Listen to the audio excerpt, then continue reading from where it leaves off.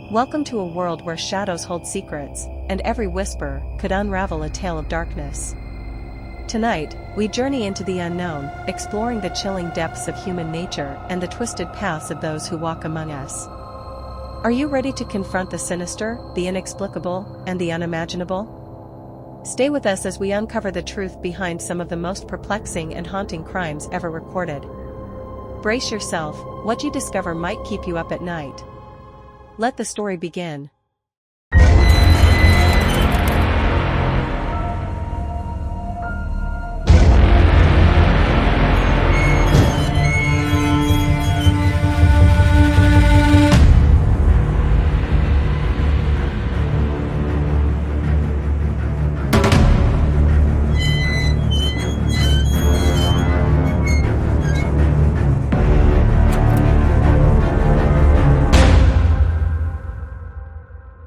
The Black Dahlia is the nickname given to a girl named Elizabeth Short, as the murder of this American woman was one of the most famous crimes that occurred in 1947. She acquired this nickname shortly after her death, thanks to the newspapers that were accustomed to naming crimes, especially very famous ones.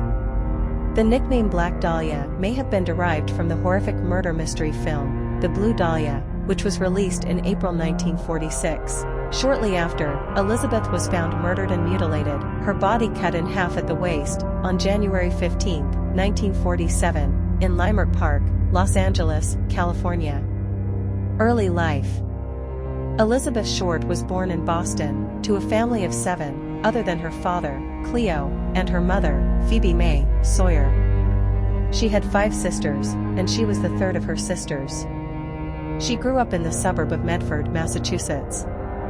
Her father built miniature golf courses until the stock market crash of 1929, when he lost most of his money.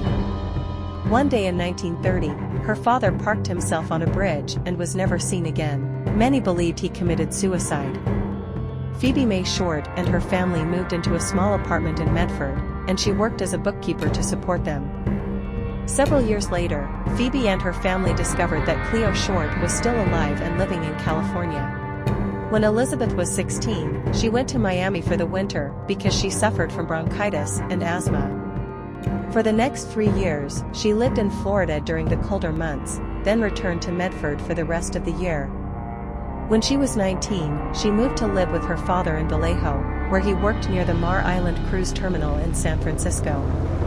In early 1943, Elizabeth and her father moved to Los Angeles, but a falling out forced her to leave, and she worked as a commodities exchanger at Camp Cook, now Vandenberg Base, near Lompoc, California. She soon moved to Santa Barbara, where she was arrested on September 23, 1943, for underage drinking. Juvenile justice sent her back to Medford, but Elizabeth insisted on returning to Florida, and she returned to Massachusetts only every few years. While in Florida, Elizabeth met Major Matthew Michael Jordan II, an honorary Air Force officer and second class in the Air Corps, who was training for a military movement between China and India called the China-Burma-India Theater. She told a friend that Jordan had written to her while recovering from a plane crash in India and proposed to her, and she accepted, but he died in a second crash on August 10, 1945, less than a week before the Japanese surrender and the end of World War II. Elizabeth then returned to Los Angeles in July 1946 to visit Air Force officer Joseph Gordon Fickling, whom she had met while in Florida.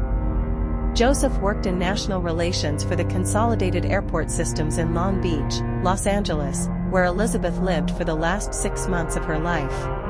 The murder and its aftermath.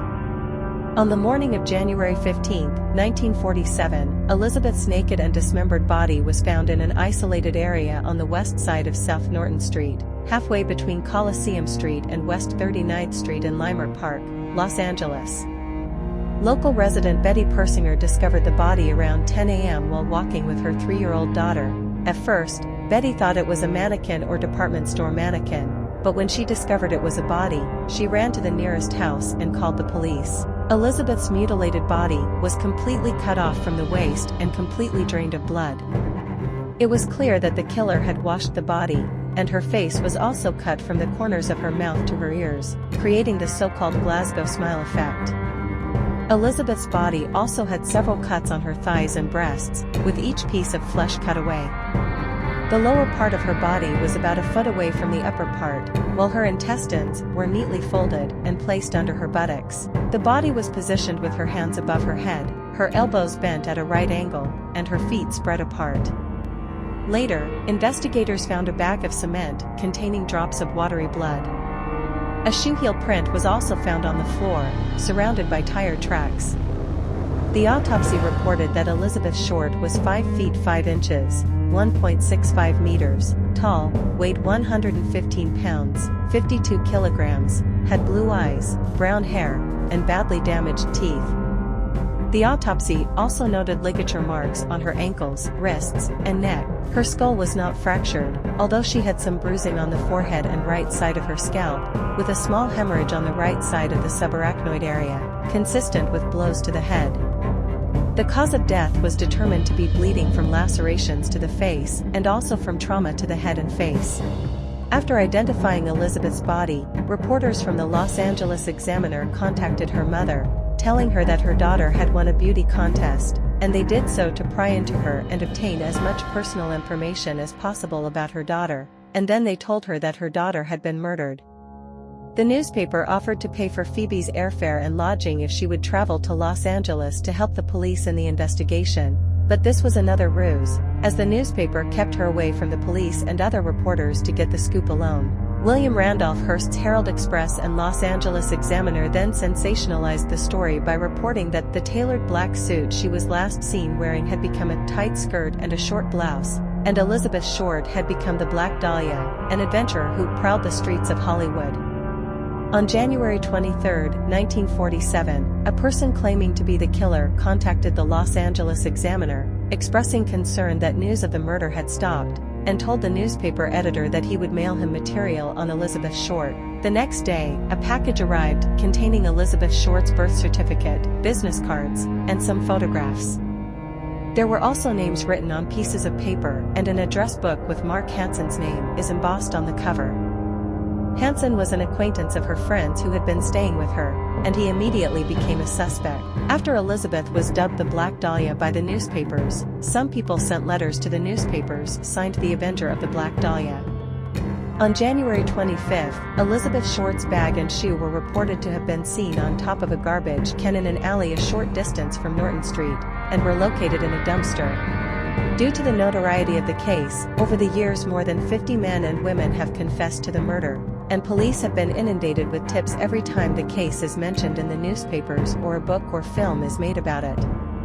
It's amazing how many people have come forward that their relatives are the killers, said Sergeant John Pierce, a detective who worked the case until his retirement. Elizabeth Short is buried in Mountain View Cemetery in Oakland, California. Rumors and misconceptions. Newspapers reported that Elizabeth had been given the nickname the Black Dahlia at a Long Beach drugstore in mid-1946, but with a slight play on the words of the movie The Blue Dahlia.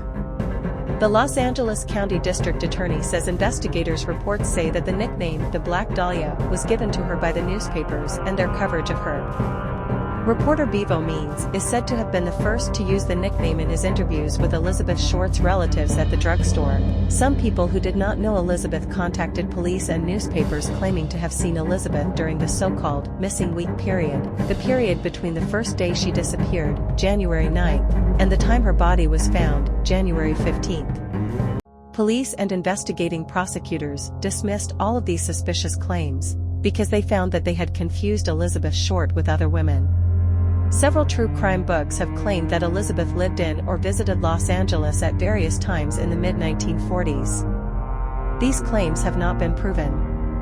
According to a document in the prosecutor's files titled Elizabeth's Movements prior to June 1, 1946, she was in Florida and Massachusetts from September 1943 through the early months of 1946, and gives a detailed account of her life and work during that period. Despite the image of Elizabeth among her acquaintances as a prostitute, the jury rejected this claim, with the prosecutor's office saying that Elizabeth had been confused with a girl of the same name.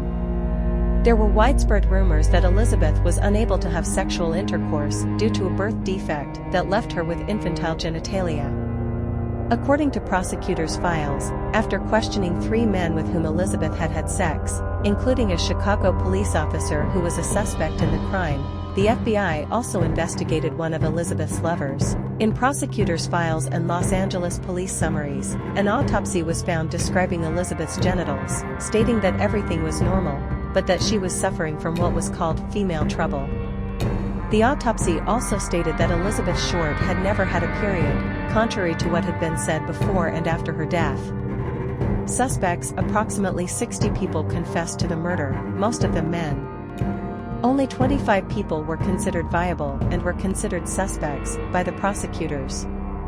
Some of these 25 were eliminated during the investigation, but other suspects emerged. Suspects have been considered by writers and experts such as Walter Bailey, Norman Chandler, Leslie Dillon, Joseph A. Dumais, Mark Hansen, Dr. Francis E. Sweeney, George Hill Hodel, Hodel's friend Fred Sexton, George Knowlton, Robert M. Manley, Patrick O'Reilly, and Jack Anderson Wilson. Thank you for tuning in to our channel, where we delve into the darkest corners of human nature and unravel the mysteries behind the most notorious crimes. We hope our stories have captivated your interest. Don't forget to like, subscribe, and hit the notification bell to stay updated with our latest content. Stay vigilant, and remember, the truth is often stranger than fiction. Until next time.